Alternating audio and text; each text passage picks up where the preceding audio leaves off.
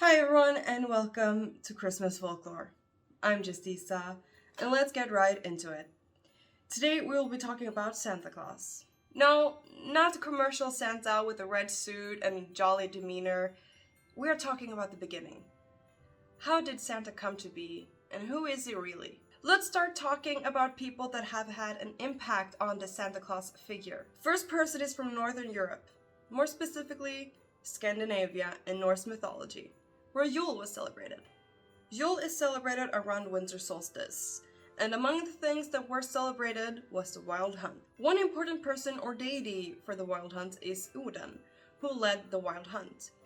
He rode across the skies on his eight-legged steed, Sleipnir.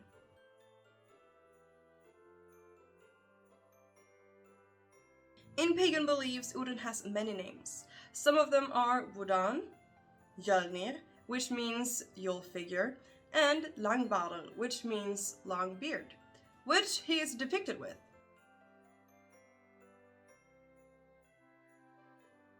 Also during Yule festivities, rode his beloved steed Sleipnir to all his people and giving them gifts.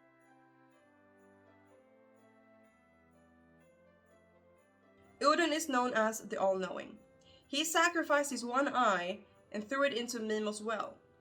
Then he threw himself onto his own spear in a symbolic, ritualistic suicide. After that, he hung himself in Yggdrasil, the world tree. There, he hung for 9 nights and 9 days. All this to acquire the knowledge of the worlds and to be able to read the runes.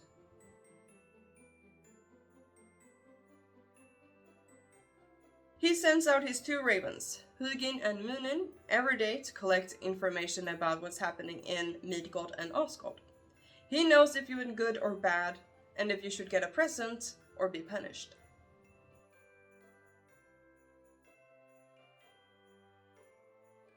Long white beard, cloaked, riding over the skies and delivering presents during winter solstice. Sounds familiar. In the Netherlands, they have Santa Claus, which is based on St. Nicolaus. This is celebrated from the middle of November until December 6th, which is the day of the St. Nicolaus feast.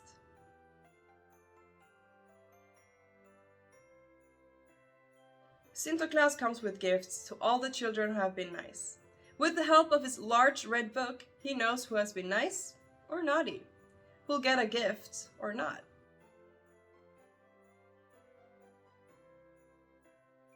In 1770, it could be read in New York's The Gazette that the Dutch were celebrating the feast of St. Claus. This might be where the Claus bit came from, a mispronunciation. He rides upon a white horse, wears a red and gold robe that is based on a bishop's attire. He has long, white, curly hair and beard.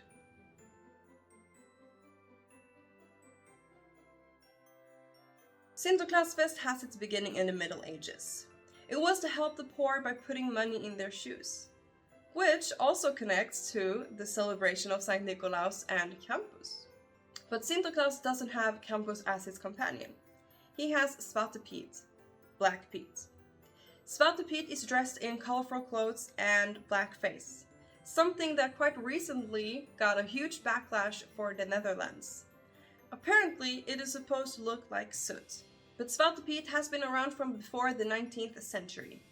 He carries a large sack filled with candy. In some variations, he uses the bag to stuff it with misbehaving children. He also carries a chimney sweep broom, that was a difficult word to say, to spank naughty children. This also resonates with Krampus, who acts as St. Nicolaus' opposite.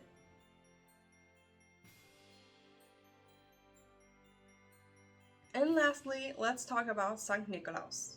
St. Nicolaus was a real human being. In the 4th century, there was a man in Greece, today's Turkey, that would become very important for many traditions. A Greek Christian bishop in Myra, St. Nicolaus was known to be a generous and helpful man, giving gifts to children and helping those who needed the most.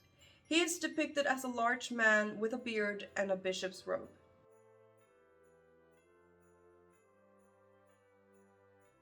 When he died, he was put in a sarcophagus in St. Nicholas Church in Myra.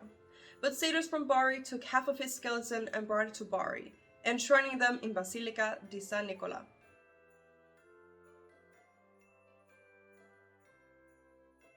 The remains of the skeleton were later taken by Venetian sailors who brought him to San Nicolo al Lido in Venice.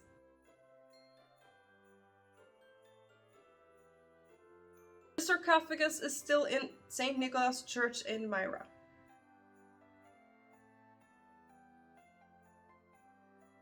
To commemorate St. Nicholas, they started to celebrate him on his name day, December 6th. The children were given gifts on this night to commemorate the good deeds of St. Nicholas. It wasn't until much later that it was moved to 24th and 25th of December. This because there were many other saints that were commemorated in December. For example, Jesus. The word Christmas is derived from the child of Christ and a mass in church. And Kris Kringle comes from the German word Christkindl. That means the Christ child.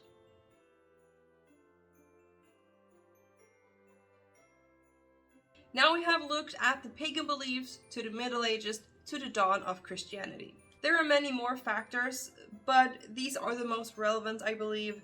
And to make sure this video isn't 4 hours long, I'm gonna stop at these 3 main characters. Santa Claus is a mix of many different beliefs and traditions. They all have the same appearance, long white beard and hair. They bring gifts to children and joy to the people. The red suit is taken from Santa Claus bishop attire.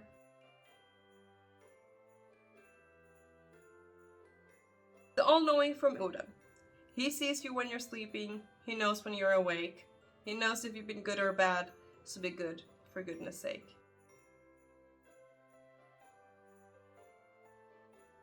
The kindness and namesake from Saint Nicholas. Even Santa Claus is derived from Saint Nicholas.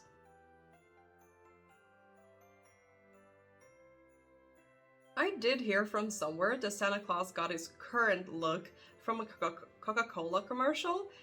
I don't know if I believe that.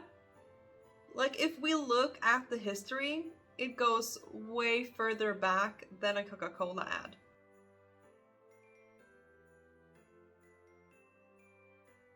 But anyways, that is all I had on Santa Claus and his beginning, I guess. It wasn't always Christmas. It was Yule. It was Santa Claus Fest and the Feast of St. Nicholas. And I think that is really interesting to know from where our traditions come from and why we celebrate them. But yeah. Next week, I don't know if it will be a Christmas folklore video. Comment down below if you want a Christmas folklore video or if I might do something else. I don't know. I haven't decided yet. It's New Year's next week as well. Oh, it's already Christmas. Anyways, thank you guys so much for watching. I hope you enjoyed it and I hope you learned something. Take care of each other and yourself, and I will see you guys in my next video. Bye!